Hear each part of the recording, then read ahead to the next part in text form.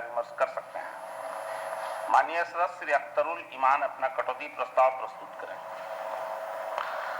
अध्यक्ष महोदय, मैं प्रस्ताव करता हूं कि शीर्ष की मांग से 10 रुपए घटाई जाए। अध्यक्ष महोदय, एजुकेशन यानी शिक्षा देश का और पूरी मानवता का वो सबसे बड़ा जेवर है जो इंसानों को जानवरों से अलग करता है, पशुओं की दुनिया से अलग बनाता है। और दुनिया में जितनी भी संपत्ति है, दुनिया में जो भी दौलत है, उसमें सबसे ज्यादा अगर किसी की अहमियत है तो एजुकेशन की है। सोने चांदी जवाहर के ढेर हो जाएं, लेकिन आदमी को ज्ञान न हो तो आदमी इज्जत की जिंदगी नहीं गुजार सकता। और झोपड़ियों में रहने वाला अगर ज्ञानी पुरुष हो तो महलों में रहने वालों से ज्यादा इज्जत की जिंदगी गुजार लेता है। और अध्यक्ष महोदय, सभ्यताओं की का इतिहास रहा है और कौमों की तारीख भी रही है कि व्यक्ति हो या कोई कौम, दुनिया में इज्जत के साथ, सम्मान के साथ वही लोग जिए हैं जिनको शिक्षा, जिनको ज्ञान की प्राप्ति हुई है। इसलिए कहा जाता है कि नॉलेज इज पावर। अगर देखा जाए तो पशुओं के मुकाबले में शारीरिक दृष्टिकोण से इंसान कमजोर होता है, लेकिन इंसान के अंदर ज्ञान की वो शक्ति है कि चाहे जंगलों का शेर हो या हाथी, वो सारी चीजों पर अपना स्वामित्व कायम कर लेता है और बल्कि चांद और सितारों पर भी जाकर के अपने पैरों से उसको रोंद कराता है। और जिस लोगों को ज्ञान की शक्ति नहीं है वो लोग दुनिया में इज्जत की जिंदगी नहीं गुजार सकते। हिंदुस्तान का इतिहास भी साक्षी है कि मुट्ठी भर अंग्रेजों ने जो पूरी दुनिया में हुकूमत करी, वो अपने डंडे, अपने बंदूक की बदौलत नहीं बल्कि अपने ज्ञान की शक्ति की बिना पर। आज भी अमेरिका में सिर्फ 5% ज्यूज रहते हैं, लेकिन अमेरिका की पूरी पॉलिसी अगर डील कोई करता है तो ये ज्यूज करते हैं जो ज्ञान की शक्ति से ही वो लैस होते हैं। महोदय, इस वक्त बिहार की जो स्थिति है, हम बिहार के बारे में कहना चाह रहे हैं कि बिहार में जहां सरकार विकास के बहुत सारे दावे कर रही है और सबसे ज्यादा बुरा अगर किसी का हाल है तो शिक्षा जगत का हाल है। और जो भी कल्पना हम कर लें, जो भी तस्वीरात में हम देख लें, अगर कागजी ऐलानात से ढंढोरे पीटने से किसी कौम की, किसी राज्य की तकदीर बदल सकती है, तो मैं समझता हूं कि बिहार की भी तकदीर बदल सकती है। और ढंढोरा पीटने से नहीं बल्कि जमीन पर काम करने से अगर भाग्य में तब्दीली आ सकती है तो जमीन पर काम करने की जरूरत है और सर को नीचे करके जमीनी हकीकत को देखने की जरूरत है। महोदय, शिक्षा में जितना भ्रष्टाचार व्याप्त है और शिक्षा में जितनी कमजोरियां हैं, ये सरकार भाग्यशाली सरकार है कि सर्व शिक्षा अभियान का एक बहुत बड़ी राशि केंद्र की तरफ से इनको मिली और उसके जरिए से काम करने का इनको मौका भी अच्छा मिला। लेकिन पिछले दिनों से जो शिक्षा में देखा जा रहा है, तो शिक्षा में खास करके सरकारी शिक्षा का, चाहे सर्व शिक्षा हो, प्राइमरी एजुकेशन का मामला हो, सेकेंडरी एजुकेशन का मामला हो, हायर एजुकेशन का मामला हो, सरकार तमाम तर मामले में विफल होकर रह गई है।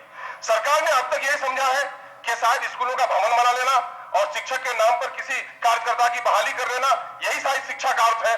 तो मैं समझता हूं कि सरकार इस मामले में सफल है। वह नहीं, अगर शिक्षा का अर्थ है कि लोगों को ज्ञान देना, अच्छे क्वालिटी शिक्षकों की बहाली करना, लड़कों को तरक्की के रास्ता पे ले आना, तो मैं समझता हूं कि सरकार इन तमाम मामले में विफल होकर रह गई है। सर्व शिक्षा के पैसों का बंदरबाट हो रहा है। टीचरों की कैसी बहाली हुई है महोदय, वो आप देख रहे हैं। और आज भी टीचरों की जो बहाली हो रही है, टीएटी का जो एग्जाम लिया इन्होंने, इनके क्वेश्चन लीक कर गए। अब भी ये अच्छे टीचर बहाल नहीं कर सकते हैं, जिसके नतीजे में सबसे बड़ा नुकसान अगर बिहार का हो रहा है तो मैं ये कहना चाहूंगा कि बिहार के जो दलित समुदाय के लोग हैं, जो एससी के लोग हैं, जो एसटी के लोग हैं, अल्पसंख्यक के लोग हैं, जो लोग अपनी गरीबी के कारण जो प्राइवेट स्कूलों में नहीं पढ़ सकते हैं, जिनके बच्चे सरकारी स्कूलों में निर्भर करते हैं, ऐसे लोगों के साथ, ऐसे 80 से 85% लोग, जो लोग नीचे गरीबी रेखा से नीचे जीते हैं, ऐसे लोगों के साथ सरकार समझिए एक बहुत बड़ा वो कर रही है, धोखे का काम कर रही है, फरेब का काम कर रही है। महोदय, आज क्या स्थिति है आप देख लेंगे कि एजुकेशन का जो बुरा हाल है, सर्व शिक्षा का मकान कहीं भी उनके मापदंडों पर नहीं बन रहा है। जो ठेकेदार नहीं बल्कि शिक्षक बना रहा है, उसके पास कोई ड्राइंग नहीं है, उसके पास कोई एस्टीमेट की कॉपी नहीं है, मन चाहे तो बनाया जा रहा है। डीएससी हो या डीओज हो, 5,000 से 10,000 रुपए की रिश्वत ले लेकर के मकान आवंटन कर रहे हैं। इन्होंने पिछले दिनों में अग्निशामक खरीदारी कराई बच्चों के लिए और देखेंगे कि जो 1,500 रुपए में मिलता है, 5,000 में इनके लोगों ने खरीदा है। साइंस किट के नाम पर इन्होंने वही धोखा किया है कि जो 10,000 में मिल सकता है की राशि दी गई और मात्र 1 से 1,500 में इसने खरीदारी की है। लाइब्रेरी के मामले में यही धोखा किया। पूरा इंफ्रास्ट्रक्चर मैं समझता हूं कि जो भी रहा है 10 साल में ध्वस्त हो जाएगा। महोदय, मैंने पिछले बार भी कहा था, पिछले सदन में भी कहा था कि हिरोशिमा नागासाकी पर बमबारी हुई थी, 50-60 सालों के बाद वहां से विकलांग बच्चा पैदा होने बंद हो गए, वहां का मौसम, वहां की फिजा साफ हो गई थी। लेकिन बिहार सरकार ने शिक्षा जगत पर जो बमबारी की है, मैं समझता हूं कि 200 साल तक हमारी नई पीढ़ी मानसिक विकलांगता से नहीं निकल पाएगी। ये मामला सिर्फ मैं यूं ही नहीं कर रहा हूं, मेरे पास आंकड़े हैं, सरकार के आंकड़े हैं। सरकार ने जो इकोनॉमिक सर्वे की रिपोर्ट पेश की है वो भी मेरे सामने में है। असल की जो रिपोर्ट है, जिसको माननीय मुख्यमंत्री जी ने पिछले साल उनका विमोचन किया था, आज उसकी रिपोर्ट भी सामने में आ गई है कि पिछले दिनों से भी बिहार की शैक्षणिक दशा खराब होकर रह गई है। मामले आंकड़े बताते हैं महोदय कि 20 लाख फर्जी बच्चों का नामांकन हुआ इस राज्य में, जहां पर कहा जाता है कि 0% भी हम टॉलरेंस नहीं करेंगे करप्शन को, वहां 20 लाख बच्चों का फर्जी नामांकन हुआ है। मैं बच्चों को सजा देने की बात नहीं कहता हूं, किन लोगों ने नामांकन किया, ऐसे लोगों पर सरकार ने क्या कार्रवाई की है, सरकार को मामला सामने लाना चाहिए। ये 20 लाख को फर्जी बच्चों का नामांकन हुआ है सिर्फ मिड डे मील को चुराने के लिए, सिर्फ पोशाक की चोरी करने के लिए, साइकिलों का मामला धंधा करने के लिए, और सरकार ने ऐसे लोगों पर अब तक कोई कार्रवाई नहीं की है। लगता है कि सरकार भी कहीं न कहीं इस किस्म के घोटाले में अपने आप को संलिप्त समझ रही है। महोदय, क्या है सूरत हाल, कैसे उठेंगे गरीब समाज के लोग? सोशलिस्ट लोगों ने हमेशा ये नारा दिया कि चाहे राजा का बेटा हो, चाहे मेहतर की संतान, सबको मिलेगा एक अवसर, एक समान। कहां से अवसर समान मिल सकेगा? मुझे लगता है कि सरकार ने शिक्षा जगत को चौपट करके समाज का वो दलित तबका, समाज का वो गरीब तबका, एससी का, एसटी का और समाज के गरीबी रेखा से नीचे रहने के वाले लोग ये कुर्सियों पर नहीं बैठ सके, ये मंत्री नहीं बन सके, ये अफसर नहीं बन सके, ये किराड़ी नहीं बन सके, ये सबके जूते साफ करे, इसी की स्थिति बनाकर रखती है। यही वजह है कि सरकारी स्कूलों का तमाम तरह एजुकेशन सिस्टम चौपट है।